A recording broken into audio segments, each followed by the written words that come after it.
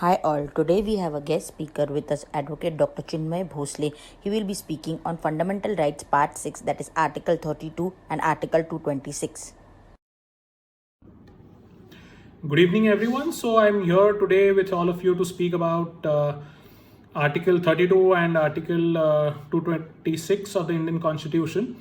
So, first and foremost, these two articles are often considered to be or confused to be one and the same by many people, but irrespective of their similarities, there's a stark difference between these two. So let's consider both of them one after the other. Article 32 of the Indian Constitution is essentially a part of Part 3 of the Indian Constitution, which confers all the fundamental rights to the citizens of the country. So, going by that logic, Article 32 itself is also a fundamental right of every citizen of our country.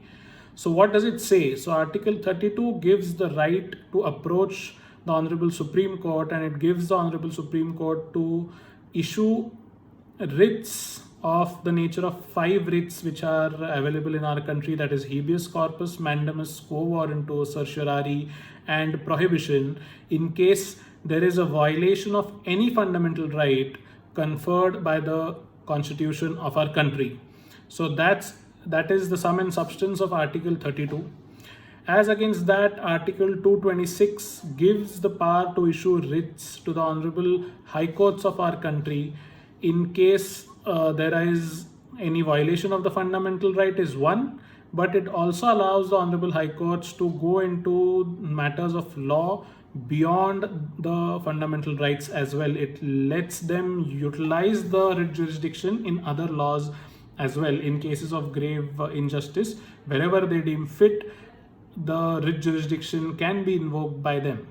So essentially that is the basic difference between 32 and 226. Article 226 is limited to the High Courts and Article 32 is limited to the Honorable Supreme Court of India. And essentially the second difference is that Article 32 is usually invoked when there is only a violation of the fundamental rights guaranteed by the Indian Constitution, whereas that is not the case with Article 226. So now let's also consider what are the writs which have been guaranteed under the Indian Constitution, or rather what are the writs which can be invoked under these two particular articles in any of our constitutional courts. So there are essentially 5 types of writs. One is habeas corpus, second is mandamus, third is quo warranto, fourth is certiorari, and fifth is writ of prohibition. So let's go one by one. What is habeas corpus? So the writ of habeas corpus allows the constitutional court. So habeas corpus essentially in literal translation, it's a Latin term. In literal translation in English, it means produce the body or bring the body, which means that if any person is held in illegal detention by any authority in the country, that particular authority can be called upon by the court to show under what authority the concerned person has been detained.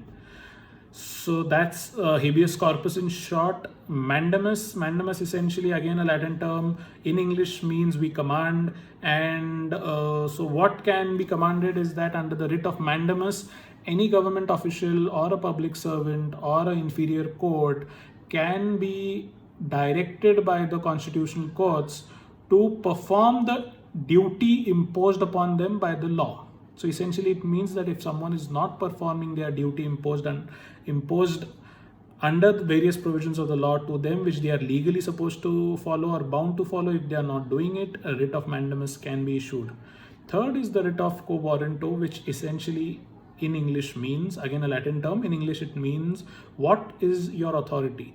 So if this writ is usually it's usually used or it is usually issued to people holding public offices to question under what authority have they gone ahead and passed certain orders or have acted on certain things, if it feels or if it is felt that the concerned action is beyond the purview of the law under which they are supposed to act. Fourth is the writ of certiorari, which essentially in English means to be certified. So what does it mean is that it is, so essentially the writ of certiorari is used in cases of, while challenging decisions of the lower courts, administrative tribunals, and so on and so forth. So essentially it is certification of authorities, it is certification of orders by inferior authorities to that of the Supreme Court or the High Court, and that's when it is used. And fifth and lastly, it's the writ of prohibition. So writ of prohibition is issued in cases where it is felt that the action taken or the action challenged is beyond the purview of law. So either it is ultra vires of the concerned provisions of law 1, or it has been acted without jurisdiction, or probably it is the action is taken without following the principles of natural justice, and so on and so forth. So writ of prohibition is essentially to prohibit the person to go beyond the ethics and the principles of law, and to direct him to come and explain under what, or rather to prohibit him from taking such actions which are either contravening the rules of natural justice, going beyond jurisdiction, or are ultra vires of the provisions of law. So that's the sum and substance of Article 32 and 26, 226, beg your pardon. I hope it was quick enough and you've got the hang of it, and glad to have been spoken on this platform. Thank you.